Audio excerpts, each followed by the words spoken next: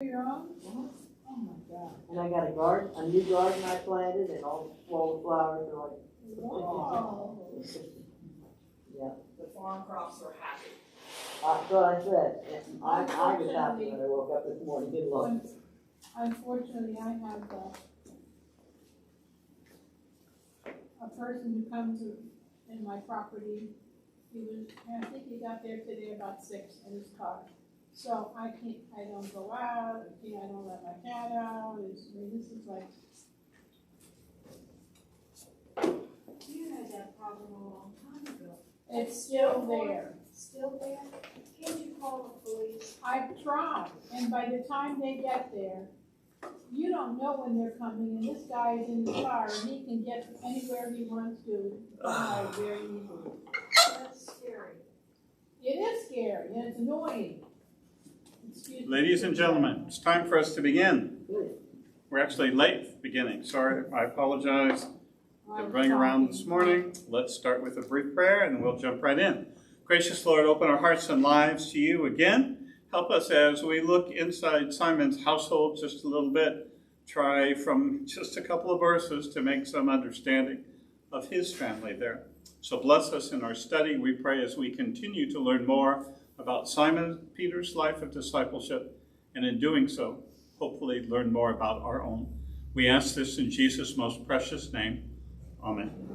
So today, I do have some pictures I'm showing you. We've got a new thing called Photo Companion to the Bible, the Gospels. So there'll be a few pictures from that, a few from my Logos program, and a few from online. So we'll look a little bit at Simon Peter's house, or what is alleged to be his house.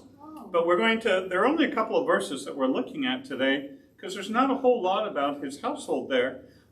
We do have from extra-biblical sources, some early church fathers and others, that Simon and his wife had at least one child. According to tradition, she was crippled.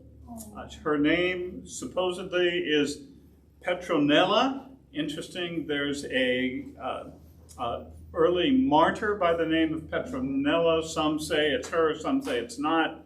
So there's a lot of discussion on that. The New Testament does not mention anything more about her. It mentions his wife. Do you know Simon Peter's wife's name? Anybody? None of us do, because we don't have that. Interesting. See, if you know it, I was going to say thanks. You would give us new knowledge today.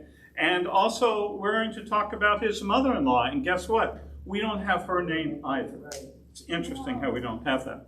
I did bring a map as part of this thing to show you. Come on, one more. There we go. This is the Sea of Galilee, or the Lake of Gennesaret, or whatever you want to call it. The Lake of Tiberias, it's also called. This is Jesus' hometown. I put this here. It's about 20 miles from Nazareth to Capernaum. And so you see we're right here on the seashore. Do you remember where Simon is originally from?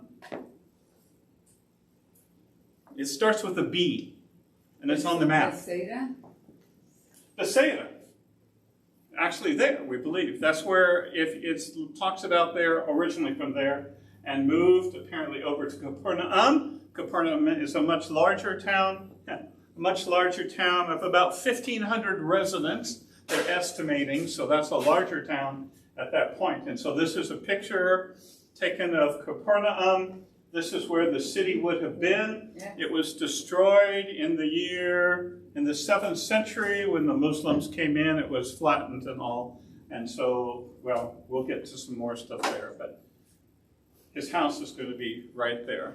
And I'm always surprised they say it was 84 steps from the synagogue, but you'll see it's 84 steps from the synagogue. This is the traditional location. There's not a sign that said Simon was here, but there are other things that kind of show that. But if it's true it was 84 steps, what does it tell you about a person to live 84 steps away from the synagogue? Does it give, what would that tell you? What would you think of such a person? Does it bring anything to mind? I think he was probably a good Jew. Okay. That he wants to be there, that he wants to go there frequently. I thought you could sleep in, right, and still get there in time. I'm sorry, I have bad thoughts. I don't know. Is there some significance in the 84 steps? Well, it's just close. I mean, it's just, somebody's gone 1, 2, I mean, I don't know why they did that, but you'll see how close it is here in a couple of moments as we look at that. Well, let's look at that. We'll look at that for. This is the site. You can see that it was pretty much destroyed. We're going to be looking at these places here. This is a 4th century synagogue, and this is a church that was built in the 1980s by the Roman Catholics over the site of Capernaum. Capernaum is the village of Nahum. Now, if it's a Nahum from the Old Testament, we don't know for sure, but that's really where it came from. And this is from, so notice, if this location right here is the place, we're talking pretty close to the seashore. So if you're a fisherman, apparently I've read elsewhere that this is the fisherman's area. So apparently fishermen live close to the sea. This is from the synagogue that it was 4th century, I believe it was, built over a synagogue below it. This has been reconstructed, as I understand it, because the place was destroyed by marauders that came through. You can see a little bit of the remnants that they have dug up. It's interesting that they always have to dig down, right? Because people seem to just build over and kind of pile stuff up and all. So you have to keep digging down to get to these things. And this is the 4th century, let me put it up this way. This is the 4th century synagogue, and this is the 1st century synagogue. Now remember there was oh gosh, can't think the word, just dropped out of my head. The centurion built the synagogue, remember? That was this synagogue. This synagogue. The dark basalt, not the light basalt. Approximately 4th century. 1st century here. And this then is very, very close. You can see we're going down to the bottom, farther down, to see the remnants of the first floor there. By the way, if you're on the email list, you've got an email that has these pictures on there for you also that way. Here's a good view. So here is the synagogue. And by the way, this is one of the largest synagogues that they have discovered there. It is larger, it's like Masada is about 45% the size of this. And I forget another town, but this is one of the larger synagogues they have found. And this is the location. So we're talking, it's very, very close. Now, why do they believe this is Peter's house? There's not a sign saying Peter lived here or anything. But they found interesting things. I mean, one of the things you find a fish hook there. Well, if there are other fishermen, it could be that. But you'll see in a moment how important it becomes. This is the materials actually come on a PowerPoint presentation, and they take quotes from, I notice I'm overscanning, this is from chapter 4, where he rose from the synagogue and entered the house of Simon. So if it's that close, they didn't have to go very far. Just walk down to Simon's home. And this shows the excavated location of Simon's home before the church was built in the 1980s. And you'll notice, well, we'll see a better picture a little while from now, but you can see the sea's right here. We're very, very, very close. This is a picture of the Roman Catholic Church that was built over. I've added a couple of pictures here. This is an inside view, and you'll notice this little section here. This is a clear floor. Here's the clear floor, and guess what is underneath it? Right underneath it is Simon's home, they believe. This is a very interesting, well, this is a picture from that location. So it would be a nice place for a house if you get up on the 2nd floor, look out on, sit up here on the 2nd floor and look out, and you could see lovely. It would be a lovely location. It looks beautiful there. But here are some maps. I put one of the things I gave, there are 2 things I gave you, right? Yeah, this is, I gave you part of it on this, the second one. We'll get to that first, but this is, we're starting from the newest and we're going down. So there was... You're going to let us know when that Catholic church was built, because it wasn't there. It wasn't there when we were there. A couple of years ago. I'm sorry, I'm told it was built in the 80s. That's all I'm told. That's crazy. We were in that, we got into the house itself. So I don't understand that. Wow. Don't know, can't tell you, I'm just telling you what I've seen, what I've read. Yeah. Wow, So maybe they tore it down for you. maybe they I don't know. I don't know. could. But this location, these are the reasons why it's believed to be Simon Peter's home, okay? There was a church built directly over this location. And notice it's octagonal type thing. This is a martyrium. When the Eastern Orthodox folks would come in a place where something important happened, a martyr or someone, they would build a church in that location. And apparently one of the ways it was done was it's an octagonal form. And so there are parts of this still there that they have found. Of course, it was destroyed when everything was destroyed. And it's over at the center section, which is very important, as we'll get to here in a moment. So then we're coming down a little bit closer. Was originally, this is Simon Peter's home, they believe. And here was the great room, if you will, and that this was a very special room. I think if you read on that paper I gave you, they found that it was plastered. It was very unusual to plaster walls. They did that later on, plastered walls and ceiling, and they did that in public rooms. So this is according to archaeologists, not me. I'm just repeating what I've read and seen and all. And so this room, they believe, was used then as a church for a period of time. And then it was built over, and then the Roman Catholic. Eastern Orthodox had a church at that same exact location over this room in Simon Peter's house. This is the map, I think, that I gave you. I gave you this one. This is the map I gave you here. But then this is the remnants they have of Simon's home, the larger room, later called the venerated room. And there are, in that area, there are written in, well, it tells you on the page, there are different languages. So the second side, right? No, yeah, there we go. 125 etchings, Greek, Aramaic, Syriac, Latin, and Hebrew. I find it interesting there was one in Hebrew and most of them are in Greek, which I guess would not be unusual. And so this is what an artist had said, based on what we think it was, this is what the house would have looked like. The interesting thing to me is you'll notice there are no windows on the outside. All the windows are on the inside. Why would the windows be on the inside? For safety, I guess. To keep people out, type thing. Interesting. Largest room here. This is an example of some of the rooms, the remains that they have dug up. And you'll notice it's the basalt, very dark rock, used in its natural state there. Again, windows are on the inside. I find that fun. They'd be dark homes or something like that. And again, here's a picture of it trying to show. And, so up here, well, I'll get there in just a moment. This is a painting of showing, right, letting the man down, believed to be in Simon's home, because this seemed to be the main, I will call it the headquarters or something of Jesus, if you will. And so you can come up here, and this is where the big main room would be, take some things off and let him down. See, there's very easy access.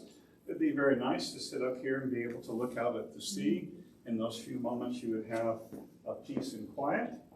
And then this shows you, well, when the sun was setting, it's continuing on. The sun setting, remember, and then it was, since this was on a Sabbath, that's when they kept bringing people to the house. And so we could almost go back to this picture because there would be all these people inside. And you notice the artists have put all these people outside as well. So this is the home believed to be Simon Peter's. Of course, there's not this beautiful site. It's not I don't know. Again, there's not a sign saying it is, but there seems to be some pretty good archaeological evidence, especially when you consider, you go back, come on, go a little faster. Especially when you consider, I'm going to go back to the first map, or I guess it's not really a map. Oh, let's go backwards. So when you look at the large room where it seems like the place where they would meet, and then it became a house church in that same space, and then directly over that same space is built this church, this martyrium, right over that location, then that seems to be pretty good evidence that this would be. And so, ladies, I don't know what to say to you, but you did not see this church, huh? Well, we want to correct ourselves. Yeah. Okay, We went to Peter's mother-in-law's house, which is next to synagogue and this. So now this. they know piece- this is Peter's mother-in-law? Yeah, it's the same evidence. It has a great room which would have come on after Jesus began to preach. But it's interesting, Peter's mother-in-law lived with Peter, I thought. Well, see, that's why I thought, Okay. yeah, it gets. Did you see this building? You saw this No, building? we did not, and we would have noticed that. We saw the house, supposedly mother-in-law's house. Okay, okay. And what I was trying to get to was, we saw the synagogue remnants, and this may have been 80, it says 84 feet. It may have been on the other side from where we were. So if we were here on the right side of the Synagogue. house, then it could have been on the other side. I see. That's all I'm saying. So I just wanted to correct the fact that Okay. it was pointed out to us as. It's also. But again, notice how close we are. Yeah, to but the- this map to the- doesn't show the mother-in-law's house at all, so that's also. Sorry. Okay. Just, There are a lot of, it's interesting, all the locations they have. I guess this one makes sense to me since there's the various early archaeology built over that of the Eastern Orthodox saying this is an important site. And I find it fascinating that a larger synagogue in the 4th century is built over the 1st century synagogue and all. Well, I think I've always thought that with God, everybody's always looking for the challenge. If you find the challenge, you're gonna have salvation. Well, that's not how you get salvation. I think sometimes that he confuses us just so that we won't worship these things instead of him. I'm sorry, I didn't mean to make noise. Okay, interesting. Mr. Jim? Yeah, have the Orthodox accepted that as Peter's house? I guess I will say I believe the answer is yes, because it was Eastern Orthodox who had built that one martyrium, that church over it, that was then destroyed in the 7th century. So I would think yes. This is supposed to be a Roman Catholic church that was built in the 80s. So I don't know how the Roman Catholics were able to build there. I did not read far enough for that. Well, the reason why is the Orthodox Church owns that land just at the top there, and they don't allow any archaeological excavations. Okay. the same thing with Magdala. Yeah. Right. They own all that property at Magdala too. So Interesting. Don't know. I'm just saying this is, according to tradition, and for the reasons I mentioned, this is what they believe it to be. But anytime you say this is the spot, I Right, think there's it's- always a question mark. But, and if you've been watching, CNN at 10 o'clock is doing this whole series on Jerusalem, and it's very good. And they're just getting, anyway, they're addressing certain things too. So if you like to see all that, it's a series it's on. Tonight's the third week. But CNN at 10, at least on my cable channel. Mr. Tim? But were you saying that the Roman Catholic Church does not allow archaeological digging? No, he was saying it was the Eastern Orthodox, The Orthodox. section they own. they own that The Roman land. Church is doing a lot of excavation. They own that land, which is the green at the top of the screen there, Uh-huh. and they just say we're going to leave it as it is, no excavations. And it's right next to, so you would have to assume that there are Other things. something Well, there. if it's a town of 1,500 residents, Yeah. it would have to be bigger than the little section we see there. Interesting. Again, that's an estimate. Some of those estimates come from Josephus, who was, at one point in time, was administrator of Galilee, I guess, as well. Different things. Okay? So Capernaum then obviously grew as Peter grew in the church, right? I mean, or was it a fairly large community before that? One more time, sorry. Well, I mean, once Peter accepted Christ's invitation to be fishers of men, then Capernaum, didn't Christ spend more time in Capernaum than he did in Bethlehem? Well, the only thing I can say is it continues to talk about going to a house, right? It continues to talk about house. We think that's where they went. We think it was Peter's house. The supposed Simon Peter's house was larger. It's one of the largest homes there, apparently. And I think the part that makes it fascinating is especially, oh, come on, we go to picture, went back too far.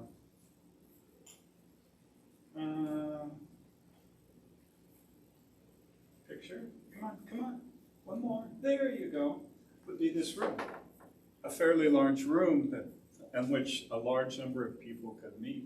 And then later in first century, allegedly, that's when it was plastered over, which is unusual. So it was used more as a public space. They believe that's when it was used as that church type thing. That would be after Peter was there. Probably Peter had gone then on his journeys and all. You know, remember, it's fascinating to try to figure out all this stuff. Peter had a wife. Peter had a mother-in-law. We know both of that. He supposedly had a daughter, at least one child. That's not in the Bible, but we believe that's true. And so remember, he and Andrew were partners. And I always wondered if this happened to be the family home that they continued to add on to when Peter got married, when Andrew got, I mean, all of this would be, that's a normal thing in Galilee. And so when Simon Peter and Andrew are going off following Jesus, where's his wife? Here, I believe, you know, and other family members here. And I think the business is still going on as well. Remember, James and John they talked about their father Zebedee. It never talks about Simon Peter's father here, but it seems like someone continued the business on because they were able to continue to come back here.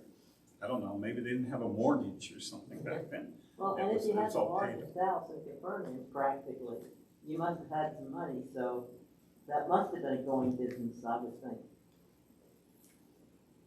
Okay, enough on the house. We'll move on. Jim? Are there other houses of comparable size that have been? In this location? Yeah. In the part that they've excavated, this is the largest complex, I guess, the largest home.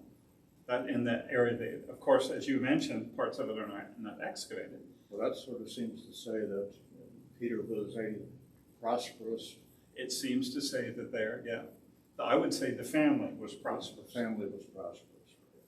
Yeah, that's what it would seem to say. Especially, this is the largest room in that area that they have discovered. Not saying there aren't other larger ones, right? Especially in the part that hasn't been dug up. But, okay. So let's continue on. Let's see. So, let's see. I did the sanctuary, did all of that. Oh, it's interesting. In Mark chapter 2, verse 1, when Jesus entered Capernaum again after some days, it was reported that he was at home. Now that's an interesting way. That's Mark. So now Jesus' home originally was in Nazareth, right? So it almost sounds like Jesus had a home there, if you will. And what I think it's trying to express is that Jesus used this Simon Peter's home as his home. Some say he probably had a room there. I don't know, you know. Don't think Jesus had a lot of possessions, right? We never hear about all of his possessions and stuff. And so, but think of what could have happened in this location. We had the fellow let down through the roof, right? With a crowd of people, so many people inside and outside, and Jesus healing this person who then got up and walked out. That would have been amazing. There were lots of people who were brought there. I mean, the night of the text that we're looking at here, after sunset, they continued to bring Jesus to see people to see Jesus so he could heal them. So they're all coming here. And having a great room would be very wonderful. In Mark chapter 9, remember when the disciples are arguing about who is the greatest? And Jesus says, "Now, what were you arguing on the way?" And they enter a home, and he puts a child in the midst of them. Some people wonder if that could be Peter's child. Of course, if it's Peter's child, he better have a child to be able to be Peter's child, right? That's putting a lot of things there, type of thing. By this time of the text that we're looking at, Matthew 4 and Mark 1 have already occurred. That's the calling that we've seen there. We looked at last week, I guess I was saying there might be 3 different times that Simon Peter is called. The one from Luke 5 will actually follow this lesson. But then we come to this section here. Jesus was in the synagogue. He walks down, and then let's get into just two verses, 47 words, not much, but there's a lot going on here. It says, after Jesus, it's technically he, but I put Jesus there, left the synagogue, he entered Simon's house. Simon's mother-in-law was suffering from a high fever, and they asked him about her. So he stood over her, and he rebuked the fever, and it left her. She got up immediately and began to serve them.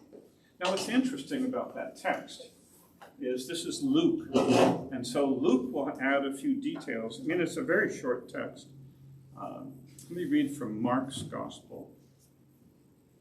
This is Mark chapter 1, verse 29.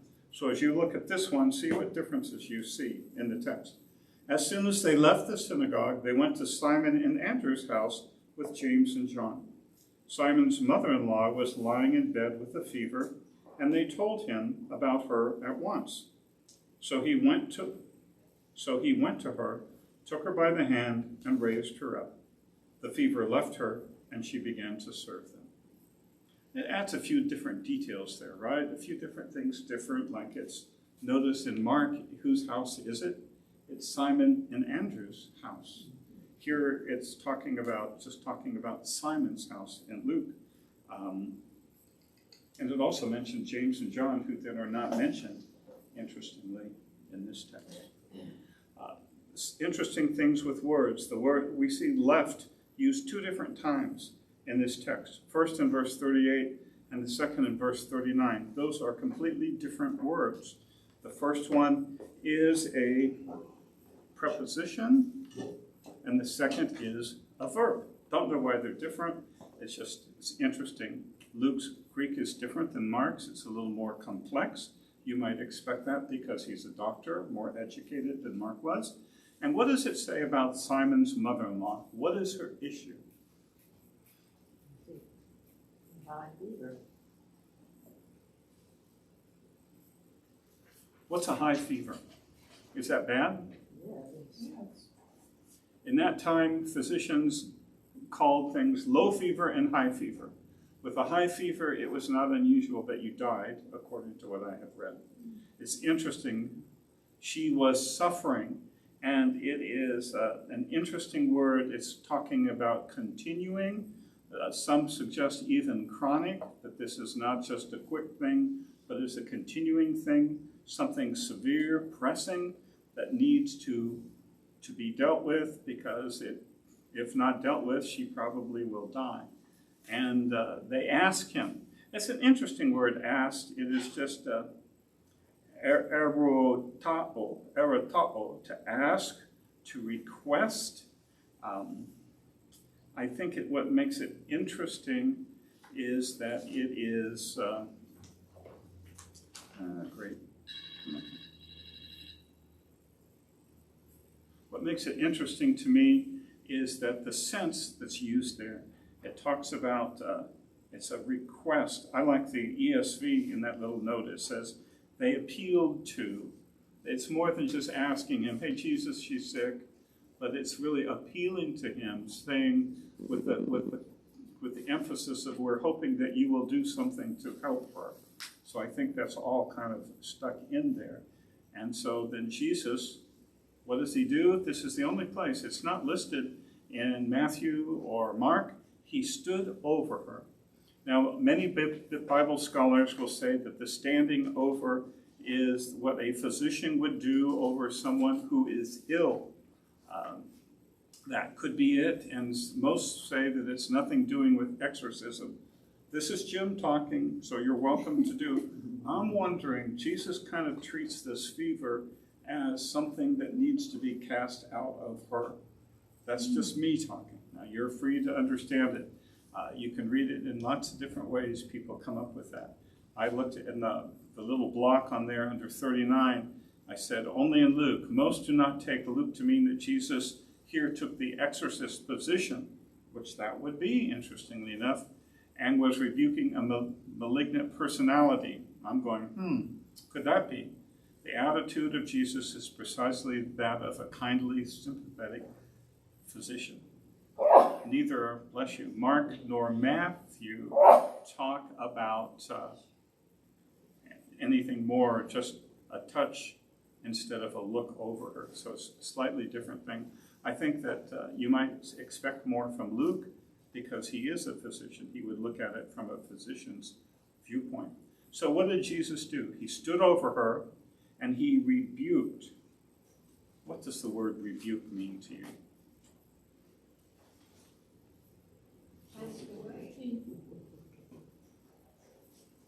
Do you rebuke a fever? If it's an entity. It seems to be, it's almost, you rebuke a person. Yeah. It's a person who's doing something. That's how I usually interpret the word. I don't know. I mean, so to me, he's almost treating it as an entity that needs to be taken care of. I mean, we see evil spirits doing things that cause people all sorts of trouble, right? And we see that Jesus exorcising them. It does not say he exorcises this evil spirit, but it almost as if he's treating it in that way. And notice what happens. It left him. It was leaving. And I don't know, it's just interesting to me, I think. Yes, ma'am, sorry. When he treats the wind on the Sea of Galilee as a person, he rebukes it.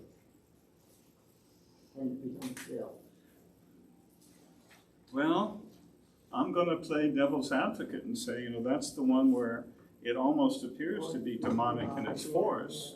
So, and I know that's controversial for many people to hear that, but it seems to be, because that's the one where he has that problem, and then the next thing they land down in the southeast corner, and there's that guy who's possessed by Legion who comes at him immediately, type thing. So the mother-in-law might not necessarily have had an evil spirit inside her, but there was evil, perhaps, which is an entity. I'm not saying she's possessed or anything, no. Okay. But it's like Yeah. I don't know, an illness can almost be a possession of your health, if nothing else, I guess. I don't know. It's interesting. Well, high fever doesn't often make you change personalities, right? Like you can hallucinate and all that. Well, and again, high fever there often meant you went dead. Yeah, I mean, right. that's the ultimate ending for it. Huh? High and low fever. Always have a low fever, I guess, especially in that day. And so, anyway, this thing left her, and she is completely. Notice what she does then. What does she do? Gets up and serves them. So she's been sick, apparently, for some time. If you have a high fever, if you've ever been sick with a high fever, how do you feel? It does not, you are suddenly not perfect, right? You're kind of weak and all of that stuff. And you say, oh, stay in bed, get your strength back. What does she do?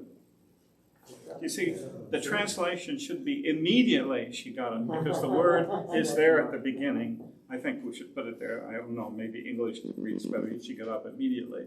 But I think placed first, as it is in the Greek, it really emphasizes immediately she got up and she began to serve. And it's a continuing action that she's serving them there at this time. So what did Jesus do? It's this woman who's ill. If she's ill with a high fever, it meant that she could be on her deathbed or leaning that direction. Someone there, it does not specify whom, but they asked Jesus about her, and the asking is more than just, hey, what do you think about her? But it seems to be kind of, we want you to do something to help her.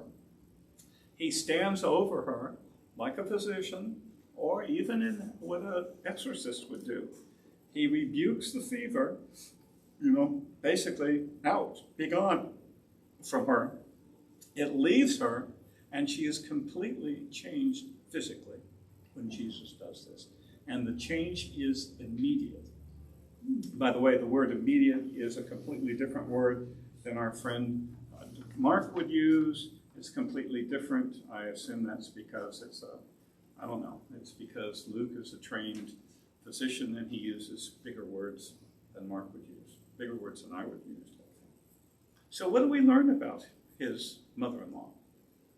What can we learn about Peter's mother-in-law? What can this tell us about his household? Is there anything that you can get? It's just 47 words, 48 words, depending on the translation. What does it tell us about her? What does she do? Her response after being made well is to serve and continue to serve. I think it says something about her character, doesn't it? Perhaps it even would say something, then we could infer something about Peter's wife's character, because oftentimes that same character is passed down, right? I don't know. Maybe it's making too much. It probably is, but it's something to think about. It tells us something about her. And the question is, why is she there? That's the interesting thing. I didn't know that someone has identified her home. I find that interesting. But it's interesting that she should be, if her husband was alive, she should be living with him. If the husband is dead, then it should be the eldest son or one of the sons then going down that should be with them. If they're not able to, then it would be a family member on that side of the family. But what's interesting is it's Simon Peter who then apparently she is there with them now. You're going to tell me maybe it's just because she's sick. I don't know.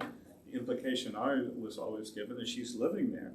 And that says something about Simon to be able to let his mother-in-law live there when it's not his responsibility as well. I mean, it's someone else's responsibility. It's not his family. Well, Maybe that says something about the man. I'm sorry? Well, it seems like he could afford it. Yeah, he could afford it. Maybe it's that he was the only one who had the means to do that. That could be. Again, we don't know. We can't go into great detail about his wife or his mother-in-law because that information is not given either in the Bible or in extra biblical things. So we're trying to put stuff together from not much, to be honest, not much at all. So, but I think it says, I guess, I would hope it says something about Simon Peter and his family, of how they're treating people. I think having a big room like this and letting people come there, letting Jesus stay there, I think that says something about the openness and welcoming of this family. I don't know about you, but would you, if you had a big room? I guess we do have a great room, don't we? We have a great room. Not as great, wonderful, but a large room. And so that would be, if Jesus were there, we'd let him come and said he would say yes. Connor, our cat, would say no because he would want people to come, but he would hide from the people that would come. So, I mean, it says something about the family and how they're acting and serving people. Is that a room for Jesus? I can think of at least one example when a prophet came to an Old Testament lady, and so she had her husband build him a room in the house. And I was wondering if that was fairly common. If you had a traveling prophet, whether somebody that liked to have them around would often build a room on him. Well, they could have done that with Jesus. I don't know how common that is. It's really, I've not read much of that, I guess, to be honest, except for the mention, the one that you mentioned.